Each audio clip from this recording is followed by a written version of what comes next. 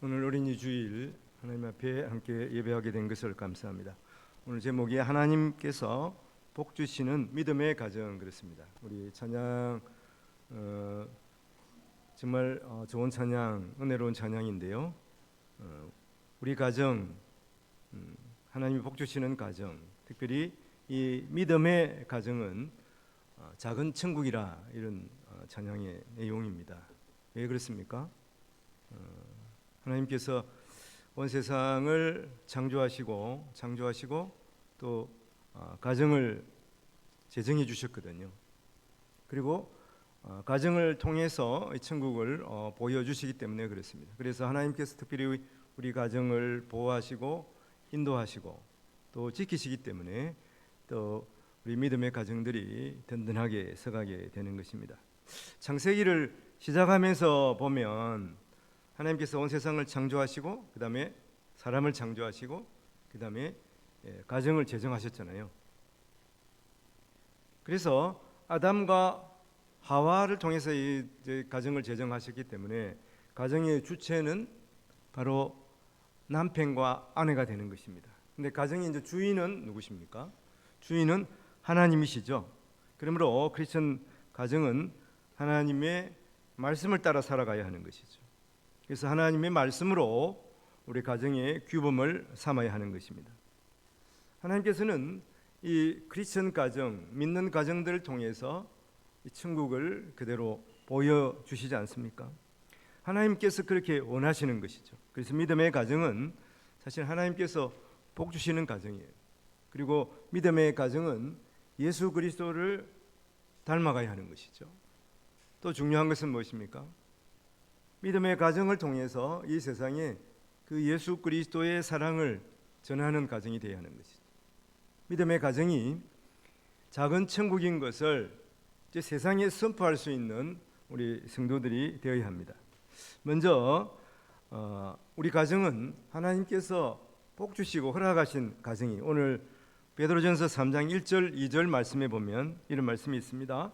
아내들아 이와 같이 자기 남편에게 순종하라. 이는 혹 말씀을 순종하지 않는 자라도 말로 말미암지 않고 그 안에 행실로 말미암아 구원을 받게 하려 함이니 너희의 두려워하며 청결한 행실을 봄이라. 이렇게 말씀합니다. 아내들은 오늘 남편에게 순종해야 한다. 특히 이제 믿지 않는 가정도 있지 않습니까? 남편이 믿지 않는 그러한 가정도 간혹 있어요. 그럴 때 특히 어떻게 하라는 것입니까? 거룩한 행실로 남편들이 돌아와서 예수 믿도록 이렇게 하라고 특별히 베드로전서에서 강조하고 있습니다. 그리고 3절 4절 보면 그런 말씀이 있어요. 너희의 단장은 머리를 꾸미고 금을 차고 아름다운 옷을 입는 외모로 하지 말고 오직 마음에 숨은 사람을 온유하고 안정한 심령에 썩지 아니할 것으로 하라. 여하튼 내용이 복잡합니다만은 이는 하나님 앞에 값진 것이니라. 너희의 단장을 너희 꾸미는 것을 외모로 하지 말라는 것이죠. 금이나 은으로 치장하지 말고 아주 비싼 아름다운 옷을 입는 것으로 하지 말고 마음으로 하라는 마음으로. 마음의 그 아름다움을 드러내라는 것이죠. 그것이 무엇입니까? 온유하고 그 다음에 안정한 심령에 썩지 아니할 것으로 하라. 그렇게 말씀합니다. 우리가 나름대로 이제 외모도 중요하죠. 외모도 중요하고 너무 허름하게 또 입고 또 다른 사람에게 또 냄새나거나 이러면 안 되잖아요. 며칠 전에 어떤 여자분이 교회에 오셨는데 너무 그냥 막 냄새가 심하게 나고 또 너무 허름하게 입었어요. 그러니까 사실은 옆에 가기가 싫은 거예요. 코를 막아야 되는데 코를 막으면 또 어떻게 생각할까 그렇게 싶더라고요. 그래서 어떡하든지 우리가 또 어느 정도 외모도 잘 꾸며야 합니다만은 외모로 승부하면 안 되는 거예요. 특히 여자들이 그렇습니다. 외모로 승부하지 아니하고 마음으로 승부해야 돼요. 마음이 아름다우면 또 나중에 보면 그 외모도 점점 아름다워지는 것을 볼 수가 있는 것이죠. 그래서 베드로 사도는 이 편지를 보낼 때를 한번 생각해 보세요. 특히 이제 베드로 전후서는 하나님을 믿고 예수 그리스도를 영접한 사람들이 고통을 당할 때, 고난을 당할 때 그렇거든요. 그 네로 시대에 베드로 전후서를 썼다고 봅니다. 고난이 점점 심해질 때, 그때 이 편지를 썼습니다. 특히 이 남편의 권위는 아내에게 있어서는 또 절대적이었습니다. 아내는 남편의 종교를 따라가야 하는 것이죠. 그러나 우리 초대교회 많은 문헌에 보면 가정의 아내들이 예수를 믿고 정결한 삶을 살았습니다. 그리고 또 품위 있고 또 그러한 모습으로 남편들이 볼 때에 정말 예수 꽤 달라진 거예요. 알아봤더니 아내가 예수를 믿는 거예요. 특히 이제 귀족들의 아내들이 처음에 예수를 믿었습니다. 그래서 자녀들을 가르치고 그래서 결국 그 집안이 이 그리스도 집안이 된 걸 볼 수가 있어요. 그래서 복음이 전해진 거예요. 복음이 그 로마의 중심부에 귀족 사회까지 급속도로 퍼졌다고 하는 것입니다. 또 5절 6절에 보면 전에 하나님께 소망을 두었던 거룩한 부녀들도 이와 같이 자기 남편에게 순종함으로 자기를 단장하였나니. 그래서 베드로 사도는 이게 예를 들고 있는 거예요. 믿음의 가정의 예를 들고 있습니다. 그 말씀에 보면 사라가 아브라함을 주라 칭하여 순종한 것 같이 너희는 선을 행하고 아무 두려움 이래도 놀라지 아니하며 그의 딸이 된 것이다 이렇게 말하고 있습니다. 이 사라를 예로 들어서 말씀하고 있는데 특히 온유한 사람이 남편에게 잘 순종한 사람으로 사라를 들고 있습니다. 근데 사라는 보면은 별로 자기를 남편에게 드러낸 경우가 거의 없습니다. 자기 주장을 편 경우가 없어요. 사라가 그럴 수 있는 여러 가지 이유가 있었습니다. 여러분 갈대와 우레에서 이제 나올 때를 생각해 봅시다. 갈대와 우레 나름대로 살기가 편한 그 시대의 가장 문명 국가였잖아요. 근데 갑자기 남편이 하나님께서 나에게 말씀하 여길 떠나라 그랬어. 그래가 떠났어요. 근데 사라가 별로 말한 것 같지가 않아요. 그냥 따라 나왔습니다. 그리고 또 나중에 조카 롯과의 재산 분쟁이 있었잖아요. 통상 보면 재산 분쟁이 있으면 아내들도 거기에 끼어들게 되는데 여기도 별로 말을 한 것 같지 않아요. 그리고 결정적인 경우는 어디에 있습니까? 애굽에 갔는데 애굽 왕이 사라가 이뻐 보이는 거예요. 그래 자기 아내를 삼으려고 그러는데 누구냐 그랬더니 누이라고. 누이. 자기 아내를 아브라함이 누이라고 그러면서 사실은 그 애굽 왕 바로에게 그냥 하룻밤을 거의 주다시피 했다니까요. 그 밤에 하나님께서 나타나서 그 여자를 범하지 말라 그랬지 않습니까? 그러니까 남편이 아내를 팔아먹는 일까지 한 거예요. 아브라함이 그랬다니까요. 그리고 한 번만 그런 게 아니에요.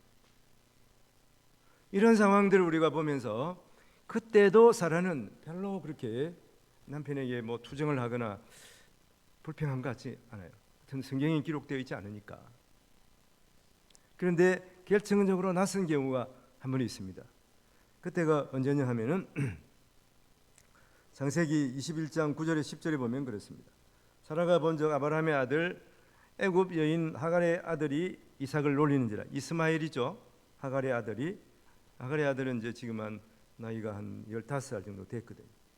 그러니까 이제 이 이삭은 지금 아직까지 꼬마거든요. 뭐 한 4살 됐을까? 그런 상황이에요. 그 이삭을 막 놀리는 거예요. 동생인데 여러분 보면 그럴 수가 있지 않습니까? 근데 이걸 보고 사라가 아브라함에게 이르기를 이 여종과 그 아들을 내쫓으라. 하갈과 이스마엘을 내쫓으라 그러는 거예요. 이 종의 아들은 내 아들 이삭과 함께 기업을 얻지 못하리라. 이스마엘도 아브라함의 아들인데 내쫓으라 그러는 거예요.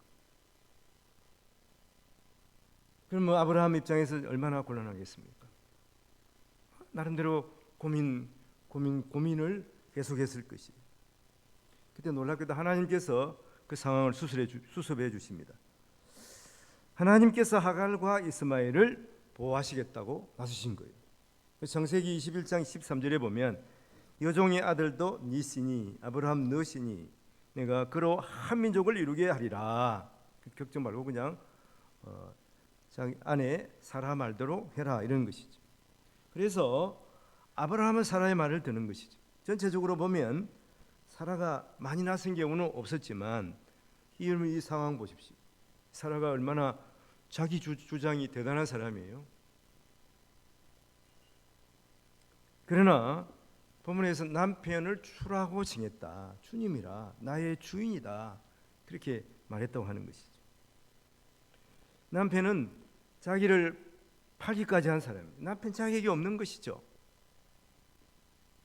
그러나 그 남편에게 순종한 사람이 사라라고 하는 것입니다. 이런 순종을 우리가 본받으라고 말하는 것이죠. 이 여자 입장에서 아내 입장에서는 어떻게 그걸 본받을 수가 있냐 이렇게 생각할 수가 있습니다. 그런데 그 다음에 베드로 사도는 아내뿐만 아니라 또 남편에게도 말하는 것이죠. 아내는 남편에게 순종해야 된다는 거예요. 남편이 허물이 있고 남편이 부족한 게 있더라도 남편의 말에 순종해라 하는 것인데, 그 다음에 7절에 보면 남편들은 그랬습니다. 7절에 남편들아 이와 같이 지식을 따라 너희 아내와 동거하고 그를 더 연약한 그릇이요 생명의 은혜를 함께 이어받을 자로 알아 귀히 여기라. 이는 너희 기도가 막히지 아니하게 하려 함이라. 남편들은 어떻습니까? 아내를 연약한 그릇으로 알고 잘 보호하고 존대해야 한다는 거예요. 존귀하게 여겨야 한다는 것입니다. 아브라함의 아내의 말을 듣고 고민하며 기도했습니다. 믿음으로 판단한 것이지만 아내의 말을 존중한 것이에요. 하나님께서 개입해 주시고, 아브라함이 기도하지 않았으면 하나님께서 그렇게 주시는 말씀을 듣겠습니까? 이 구약의 모든 상황들은 사실은 구약의 상황들을 보면 하나님께서 꿈에도 나타나시고 그런데 실은 이 기도함으로 기도 가운데 하나님께서 응답해 주신 것이죠. 우리가 기도하지 않으면 하나님의 음성을 어떻게 듣겠습니까? 하나님 기뻐하시는 걸 어떻게 알겠습니까? 그러니까 하나님의 말씀을 날마다 묵상하고 기도해야 하나님께서 주시는 지혜의 음성을 우리가 들을 수가 있는 것입니다. 우리가 살아가면서 보면 우리가 받는 대부분의 상처들은 사실은 가까운 사이의 사람들에게서 받습니다. 특히 오늘 말씀처럼 부부간에 그런 경우가 있죠. 아브라함이 자기 아내를 자기를 할 수 없었겠죠. 잘못하면 자기 생명이 위협하니까 자기 아내를 팔아먹었어요. 아내도 이거 같은 동일한 아들은 아니지만 같은 첩의 아들이잖아요. 사랑하는 아들일 그 이스마엘이. 그런데 내쫓으라 그러니까 그걸 어떻게 듣겠습니까? 기도하지 않으면 내쫓을 수 있겠습니까? 기도가 하나님께서 분명한 응답을 주셨기 때문에 그럴 수 있는 거예요. 그래서 우리가 기도해야 하는 것이죠. 기도하지 않으면 왜 저렇지? 왜 저런 엉뚱한 말을 하지? 우리가 당연히 오해할 수도 있는 것이죠. 왜 그렇습니까? 그것은 서로의 기대치가 다르기 때문에 그래요. 평생을 같이 살아도 서로 기대가 다릅니다. 그리고 분명한 것은 또 성별의 차이가 분명히 있어요. 남자 생각과 여자 생각이 분명히 다릅니다. 특히 자녀 문제 보면 생각 차이가 있어요. 저희 부부도 그렇습니다. 특히 자녀들의 그 문제에 딱 부딪히면 뭔가 생각이 다르더라고요. 어떻게 아내는 사랑으로 대하고 뭐 어떻게 하려고 나는 야, 그 버릇된다 버릇돼. 너무 그렇게 살갑게 하지 마라. 이런 경우가 있거든요. 알면서 그래요. 알면서. 더 가까이 하면 얼마나 좋습니까? 그래서 우리는 특히 이 자녀와의 관계도 중요하지만 특히 이 가정은 부부가 연합되지 않으면 가정이 행복할 수가 없습니다. 그리고 자녀들도 마찬가지. 부부가 그 어머니 아버지가 서로 사랑하며 하나님의 말씀으로 이렇게 화목해야 자녀들도 조금 뭐 섭섭한 게 있더라도 부모의 모습을 보면서 또 안정감을 찾는 거 아니겠습니까? 특히 이 가정의 부부는 하나님과 언약으로 맺어진 부부다 하는 것을 잊지 말아야 합니다.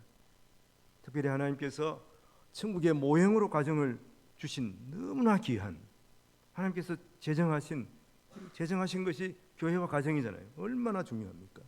이 가정에서 부부 사이에 틈이 벌어지면 모든 것이 막히는 거예요.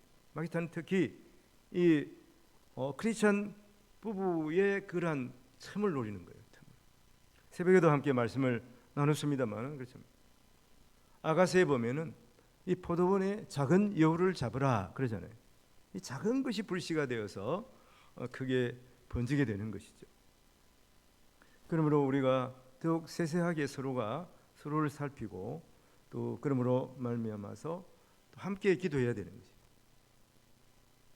기도는 막힌 모든 것을 뚫어내는 능력이 있습니다.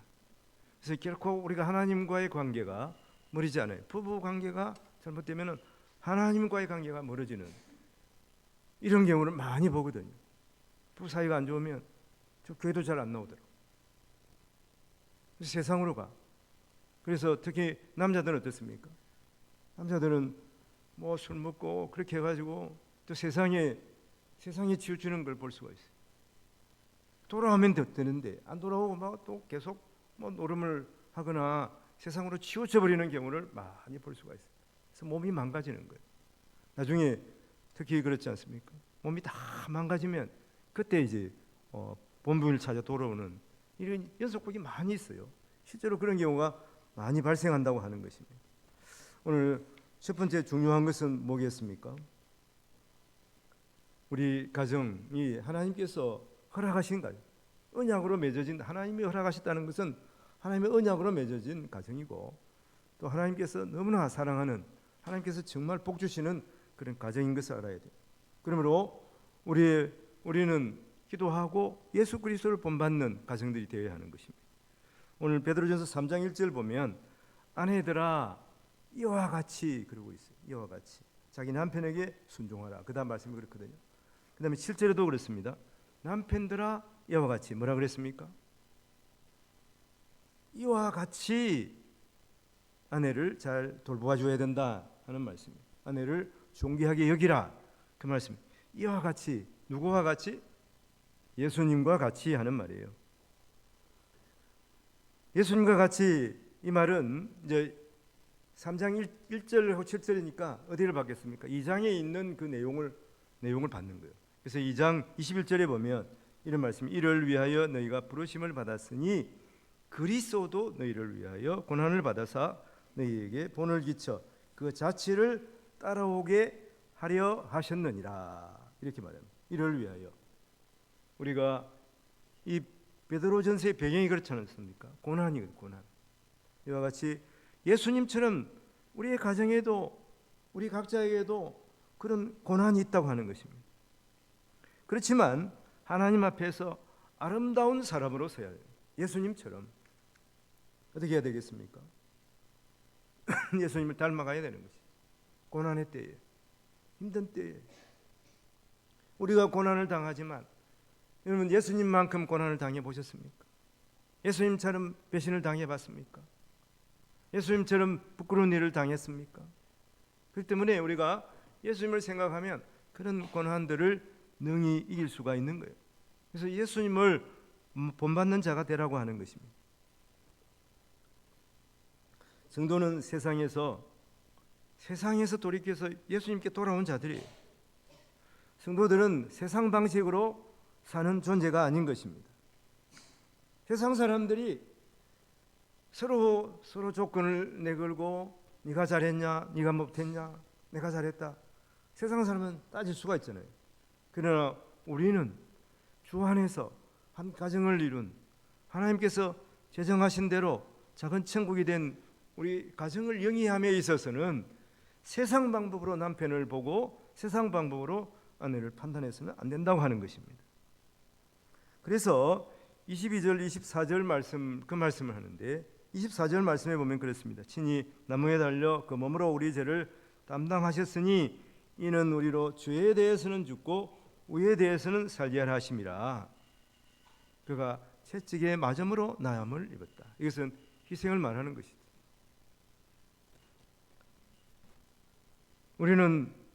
우리 가정은 특히 주님의 가정이에요.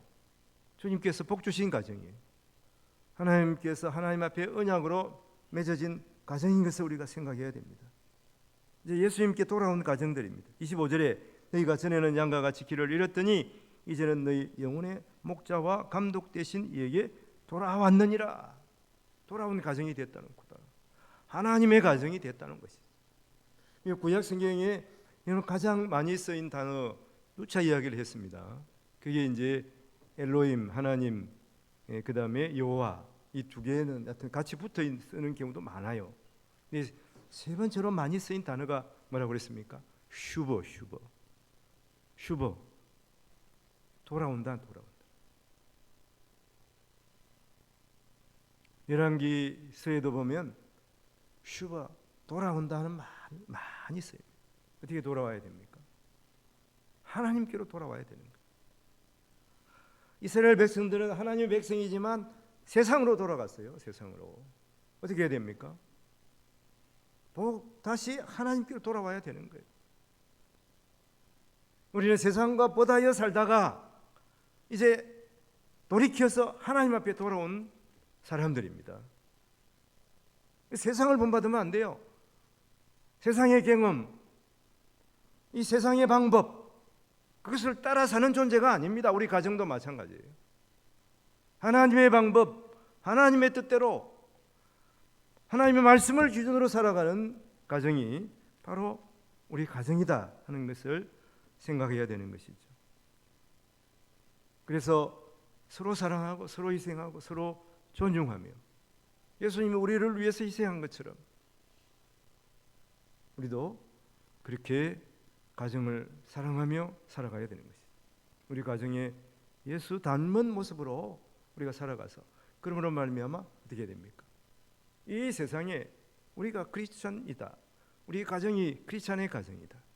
예수 그리스도의 향기를 바라는 그런 가정이 돼요. 예수의 냄새를 풍기는 가정들이 되어야 하는 것이죠. 이런 순종과 희생은 세상에서도 행하여야 할 그리스도인의 모습입니다. 베드로전서 3장 8절 말씀이 그겁니다. 마지막으로 말하노니 너희가 다 마음을 같이하여 동정하며 형제를 사랑하고 불쌍히 여기며 겸손하며. 그렇게 돼.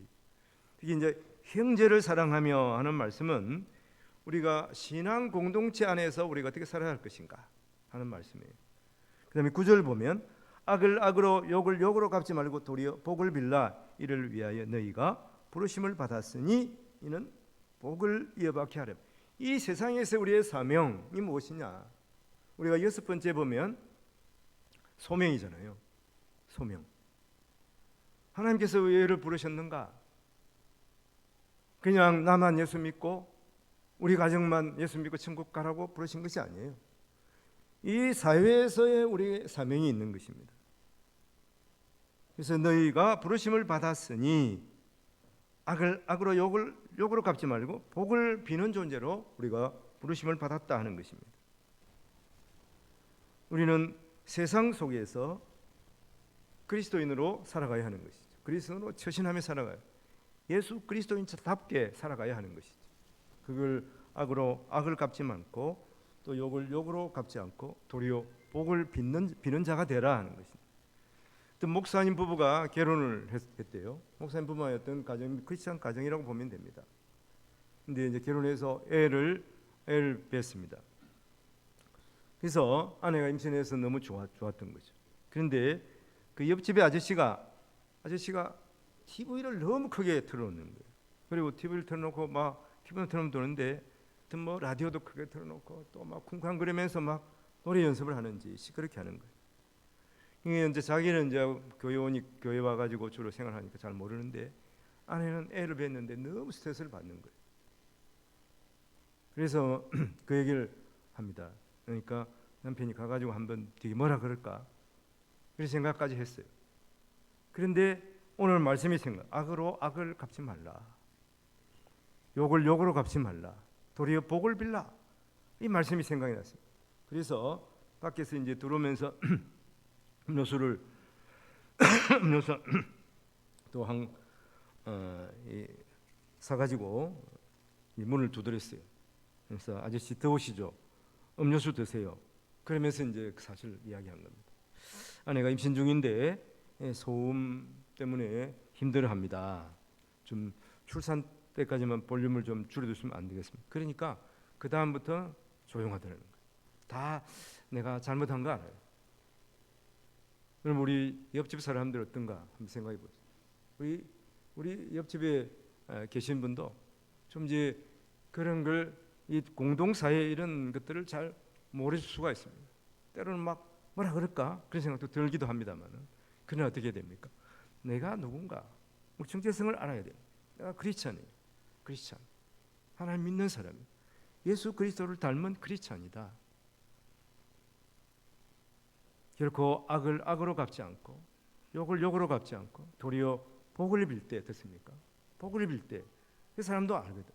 모를 수도 있어요. 그러나 그렇게 되면 어떻습니까? 그 복이 돌아와 내게 돌아오는 거예요. 하나님은 다 알고 계신. 하나님 모르시는 거 어디 있습니까? 하나님이 다 알고 계시는데 하나님께서 우리가 예수 그리스도를 닮으려고 하는 그것을 얼마나 기뻐하시겠습니까? 그래서 다 주님께서 갚아주신다 생각하면서 우리가 살아가면 세상에 억울할 것도 없는 거예요. 세상에 손해보는 것도 사실은 없는 겁니다.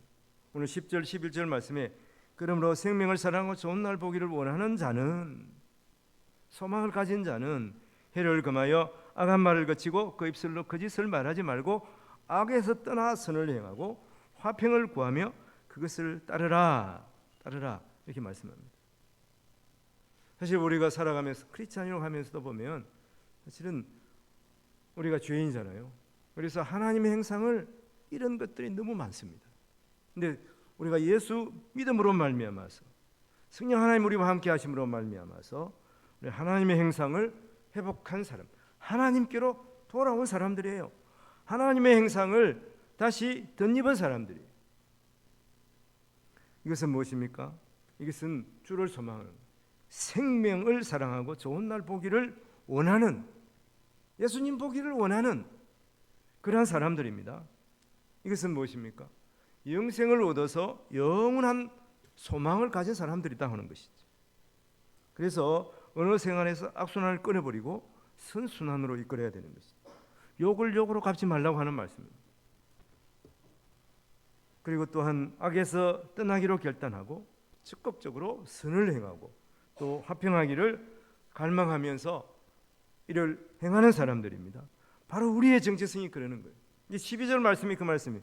주의 눈은 의인을 향하시고 그의 귀는 의인의 간구에 기울이시되 주의 얼굴은 악행하는 자들을 대하시느니라. 주의 눈이 지금 우리를 다 보고 계십니다. 눈동자처럼 우리를 보호하고 계시는 거예요. 그리고 주의 귀는, 그의 귀는 의인의 간구에 귀를 기울이고 있습니다. 하나님 우리의 그러한 얘기들을 하나님 앞에 드리는 기도를 다 듣고 계시는 것이죠. 혹시 우리가 욕하는 것까지 하나님께서 다 듣고 계신다니까. 하나님이 듣고 계시는데 우리가 함부로 욕을 할 수 있겠습니까? 그리고 우리를 보호하십니다. 주의 얼굴은 악행하는 자들을 대하시느니라. 악행하는 자들에게 어떻게 우리에게 악을 행하는 자들을 하나님께서 대적하신다는 거예요. 이런 걸 생각하면서 우리가 살아가야 하는 것입니다. 이것이 그리스도인의 정체성입니다. 주님을 의지하며 살아가는 성도들은 그래서 쉽게 흔들리지 않아야 되는 것이죠. 넘어지지 않습니다. 특히 우리 인간관계에서 어려움이 있을 때에 이 말씀을 잘 생각하기 바랍니다. 이것은 가까운 가족 간에도 마찬가지예요. 그래서 선으로 악을 물리쳐야 되는 것입니다. 그래서 우리가 더욱 성숙한 신앙인의 모습으로 살아갈 수가 있는 것이죠. 두 번째는 상대를 용서해 줄 수가, 예수님처럼 용서할 수 있는 사람이 돼요. 그래서 예수님처럼 불쌍히 여기는 마음을 가져야 되는, 가정에도 그렇더라고요. 가정에도 보면 제일 중요한 것이 서로 불쌍히 여기는 거예요. 그래서 저도 보니까 아플 때 더 정이 쌓여가는 걸 볼 수가 있어요. 불쌍히 여기는 마음이 생기는 거예요. 그래서 불쌍히 여기면, 상대방을 불쌍히 여기면 남편이 아내를 불쌍히 여기면 어떻게 싸울 수가 있습니까? 아내가 남편을 불쌍히 강한 것 같아도 남편은 쉽게 상처를 입습니다. 좀 안아줘야 돼요. 좀 사기를 진작시켜야 되는 것입니다. 그걸 아내가 할 수 있는 것이죠. 그리고 결정적인 것은 부부 사이에 믿음으로 결정해야 되는 것이죠. 모든 것은 생각 속에 있습니다. 어려운 상황이라고 하더라도 자신의 마음속에 하나님의 말씀을 담고 하나님의 말씀대로 내가 살아가리라. 부족하지만 하나님 나에게 힘을 주세요. 기도하면 하나님께서 힘을 주시는, 말씀을 순종할 수 있는 능력을 하나님께서 우리에게 주시는 것이고, 이것은 하나님이 주신 용기로 그것을 행할 수가 있게 되는 것입니다. 그러면 이 모든 것에서 우리를 도우시는 분은 성령 하나님이에요. 이 세상에서 좋은 것이 무엇입니까? 내가 생각해보면 내가 지금 가장 좋다고 생각하는 게 뭐예요? 가장 갈망하는 건 무엇입니까? 돈입니까? 미모입니까? 직장, 좋은 직장이에요? 좋은 남편이에요? 그것도 필요하죠. 그러나 우리가 가장 갈망해야 되는 것, 이것은 성령 하나님, 성경에서 말하고 있습니다. 가장 좋은 것, 성령을 사모하면 성령이 오시는 거예요. 성령은 인격체이기 때문에 우리가 갈망하면 갈망할수록 우리에게 오셔서 우리에게 힘과 용기를 주고, 또 하나님께, 성령 하나님 우리에게 지혜를 주시는 거예요. 건강도 주시는 것입니다. 이게 성령 하나님이 하시는 거예요. 얼마나 좋습니까? 세상에 돈을 다 가져도 건강을 잃어버리면 아무것도 아니거든. 성령 하나님이 우리를 도우시고, 성령의 은사 가운데 무엇입니까? 병 고치는 은사가 있어요. 이 세상의 기적이라고 하는 것, 하나님께는 기적이 아니에요. 성령 하나님께는 그게 기적이 아니에요. 너무나 아주 쉬운 일이에요, 성령 하나님. 그런데 왜 성령 하나님을 사모하지 않고 성령 하나님보다 백낙기를 더 원하고 돈 가지기를 더 원하고 그럽니까? 성령 하나님을 사모하면서 기도하는 우리 성도들이 되어야 합니다. 너희 염려를 다 주께 맡기라고 이 베드로전서에서 말하고 있습니다. 아무리 어려운 일이 있어도, 그리고 가족과 함께 기도하면 어려운 문제를 주님께서 해결해 주시는 것이죠. 그래서 가정에 좋은 열매, 사랑의 열매를 맺는 거예요. 더 큰 은사를 사모하라. 성령의 은사 가운데 가장 큰 은사가, 가장 큰 열매가 바로 사랑의 은사죠. 사랑의 열매를 맺어가는 가정이 되는 것입니다. 오늘 말씀을 정리해 보겠습니다. 주의 가정은 하나님께서 복 주시는 방법이에요. 그리고 예수님을 본받는 가정이 되어야 하는 것입니다. 그리고 우리의 삶에서, 이 사회에서, 우리의 가정과 직장에서도 이러한 성령의 열매를 맺어가는 우리 성도들이, 특히 사랑의 열매를 맺어가는 우리 성도님들의 가정이 되기를 주님의 이름으로 축원을 드립니다. 기도하겠습니다. 하나님 아버지, 베드로서를 통해서 고난의 때를 살아가는 성도들에게 주시는 베드로 사도의 이 당부와 위로의 말씀을 듣게 하시니 감사합니다. 우리가 남편으로서, 아내로서 서로를 귀하게 여기며 존중하고 사랑하게 하여 주시옵소서. 특별히 우리 가정의 모든 우리의 식구들이 성령 하나님을 사모하게 하여 주시옵소서. 성령 하나님께서 지혜와 용기를 주셔서 우리가 선을 행할 수 있는 능력을 구비하게 하시고, 또 하나님의 백성으로서 정체성을 지키게 하시며 하나님의 영광을 세상에 드러내게 도와주시기를 원합니다. 하나님이 기뻐하시는 일을 행함으로, 또 말씀을 따라 늘 승리하는 우리 성도들 되게 하시고, 마귀 사탄을 이기고 아버지 하나님 주의 거룩한 용사로 서게 하옵소서. 감사와 꾸리를 주에서 구원하여 주신 예수님 이름으로 기도합니다. 아멘.